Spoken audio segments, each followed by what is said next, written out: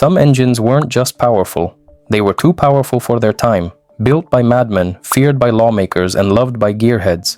This is top 6 American engines too powerful for their time. Ford 427 SOHC Camry, 1964. The 427 Camry wasn't designed to cruise streets, it was designed to destroy NASCAR. Ford engineers built it secretly in 90 days to dominate the oval tracks and crush the HEMI. It featured overhead camshafts, huge valves, and exotic racing technology that no one else dared to use. Straight from the factory, it produced 615 horsepower naturally aspirated and over 700 horsepower when tuned for drag racing. When Chrysler caught wind of what Ford had created, they protested to NASCAR, claiming it was too advanced and unfair. NASCAR agreed and banned it before it ever saw the track. But drag racers didn't care. The Camry went underground and became a terror on the quarter mile, especially in nitro-burning top-fuel cars. Its 7,000 RPM redline was unheard of for a big block at the time, and its screaming exhaust note became legendary among racers. Even decades later, the Camry's design inspired custom builders and hot rodders. It proved that American muscle could also be high-tech. Despite being banned from NASCAR, the 427 SOHC went on to dominate drag racing, powering legendary cars like the Ford Fairlane Thunderbolt and altered wheelbase Mustangs that ran in the 7-second range. Absolutely wild for the 1960s. Only about 500 were ever built, each one an engineering masterpiece and a giant middle finger to the rules. It was too smart, too expensive, and too dangerous, the definition of too powerful for its time.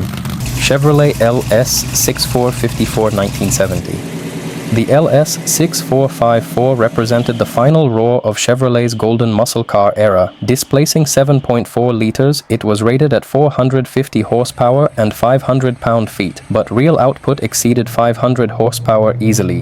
In the Chevelle SS, it could run 13.1 second quarters bone stock, faster than most supercars of the 1990s. It used a Holley 800 cubic feet per minute carb, forged pistons, high lift cam, and massive rectangle port heads that gulped air like a hurricane. The cowl induction hood was functional, channeling pressure into the carb at speed. Buyers could spec M22 Rock Crusher 4 speeds, 4.10 gears, and heavy-duty suspension built to survive drag launches. Period testers called it a cannon disguised as a car. It was loud, thirsty, and so violent it scared insurance companies into creating horsepower surcharges. The LS6 lived only one model year before emissions laws and insurance pressure crushed the muscle market. But its legend exploded. Street racers swapped LS6 short blocks into Novas, Camaros, even boats. Every pull felt like gravity itself collapsing under torque. It marked the end of an age when horsepower came cheap and cubic inches ruled. Today, LS6 Chevelles are million-dollar collector cars with provenance and matching numbers sacred like holy relics. Even GM engineers later admitted the LS6 was underrated on purpose to keep insurance companies calm. Its real output was closer to 500-plus horsepower. To this day, the LS6 remains the ultimate symbol of the brief moment when Detroit stopped caring about rules and built cars for pure, unfiltered speed and noise. Cadillac 500 V8 1970. The Cadillac 500 remains the largest production car engine ever built, a colossal 8.2 liters of pure low-end muscle. When it debuted in 1970, it produced 400 horsepower and an earth-moving 550 pound-feet of torque at only 3,000 RPM. This engine wasn't made for racing, it was designed to move 2.3-ton luxury cars with effortless authority. In the front-wheel drive Eldorado, it could do 0 to 60 miles per hour in under 8 seconds. Absurd for a Cadillac that big. Its cast-iron block, 10-to-1 compression, and massive displacement made it nearly indestructible. Owners joke that the 500 didn't accelerate. It shifted the planet beneath you. As the 1973 oil crisis hit, this mechanical king was suddenly seen as wasteful, not wonderful. Emissions rules forced Cadillac to choke it down to 190 horsepower by 1976. The once almighty engine was retired quietly, a victim of politics and gas prices. But hot rodders saw potential. Mild modifications easily pushed it back over 500 horsepower. Its huge torque curve made it perfect for pulling drag cars, motorhomes, and boats. The 500 became a cult engine, known for making big power without breaking a sweat.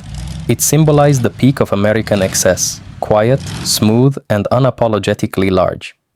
It was an engine from an era when too much was never enough. Dodge Viper V10, 1992 to 2017. The Viper V10 was born from chaos, a concept by Carroll Shelby and Bob Lutz to resurrect the Cobra's spirit. It used an 8.0-liter V10 derived from a truck engine, re-engineered by Lamborghini under Chrysler ownership. The first generation made 400 horsepower and 465 pound-feet of torque, delivered with no traction control, no ABS, and no apologies. It was a manual-only analog monster that demanded real courage to tame. Later generations grew to 8.4 liters and 645 horsepower, pushing top speeds beyond 200 miles per hour. On track, it shredded lap records at Laguna Seca, Nürburgring, and countless US circuits. The car was brutally hot inside. Side exit exhausts baked your legs, and cabin heat made it feel like a sauna on wheels. It could kill the unskilled in seconds. Journalists called it the most honest car you could ever die in. Its torque delivery was instant, hitting harder than any turbo or supercharger of its time. The ACR variant held production lap records well into the 2000s, embarrassing European exotics twice its price. But new safety and emissions rules eventually killed it in 2017, ending 25 years of madness. Buick GNX Turbo V6, 1987. In 1987, when performance cars were being strangled by emissions, Buick dropped a bomb, the GNX. It used a 3.8-liter turbocharged and intercooled V6, massaged by McLaren Performance Technologies, officially rated at 276 horsepower and 360 pound-feet of torque.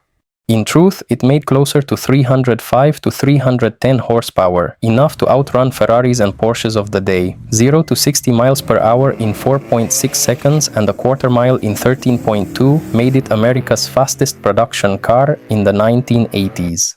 The GNX had a strengthened transmission, upgraded suspension, and a digital boost gauge that looked like it belonged in a fighter jet.